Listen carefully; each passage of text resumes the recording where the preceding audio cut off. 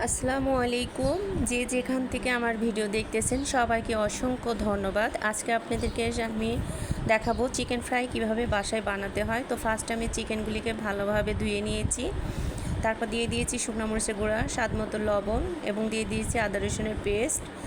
তো আমি এখানে নিয়ে নিয়েছি বেসন এবং একটু ময়দা। তো ওখানে দিয়ে দিলাম শুকনো মরিচের গুঁড়া, স্বাদ মতো লবণ, দিয়ে দিব বেকিং পাউডার একটু, আর দিয়ে দিব কর্নফ্লাওয়ার। তো মিক্সড করে নিয়ে নিচ্ছি ভালোভাবে। আর এখানে কিন্তু আমি চিকেনটা এখন দেখাচ্ছি, বাট আমি কিন্তু চিকেনটা আগেই ম্যারিনেট করে ফ্রিজে রেখে দিয়েছিলাম। সব ভিডিও কিন্তু আপনাদেরকে দেখানো সম্ভব হয় না, যেহেতু এটা এডিট করতে হয়। তো এখন চিকেনটার গন্ধ যাতে না থাকে এই জন্য আমি লেবু চিপে দিচ্ছি। আপনারাও কিন্তু লেবু চিপে দিয়ে নেবেন, তাহলে চিকেনের যে একটা গন্ধ থাকে আগলা, ওটা থাকে না। অনেকে ফার্মের মুরগি খেতে চায় না। তো সবসময় কিন্তু লেবুর দিয়ে যদি ধুয়ে নেন কিংবা লেবু ইউজ করেন তাহলে আর গন্ধটা বাঁধবে না, আসবে না মুখে।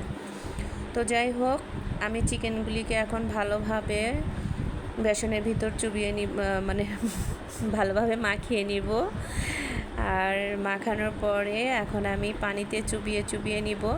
আর আমরা যখন দোকানে কিন্তু চিকেন ফ্রাইটা খাই তখন কিন্তু ওনারাও এইভাবেই করে নেয়, কারণ তাহলে কিন্তু আটা আটা লাগবে না এবং শক্ত লাগবে না, ভালো একটা টেস্টি আসবে এবং খেতেও মজা হবে এবং মচমচা হবে।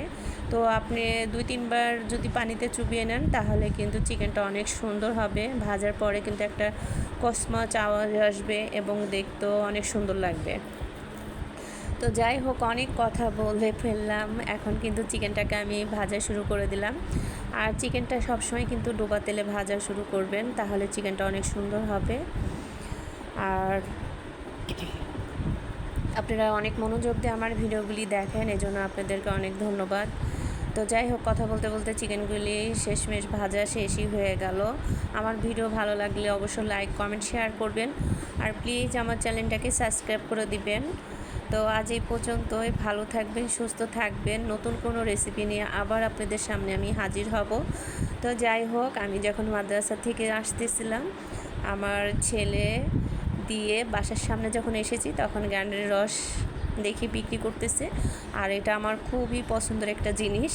তো যাই হোক, বান্ধবীর মেয়ে যাচ্ছিলো দিক দিয়ে, সেও খেয়ে ফেললো, আমিও খেয়ে ফেললাম সাথে, এবং কি বাসায় নিয়ে আসলাম। তো আসসালামু আলাইকুম।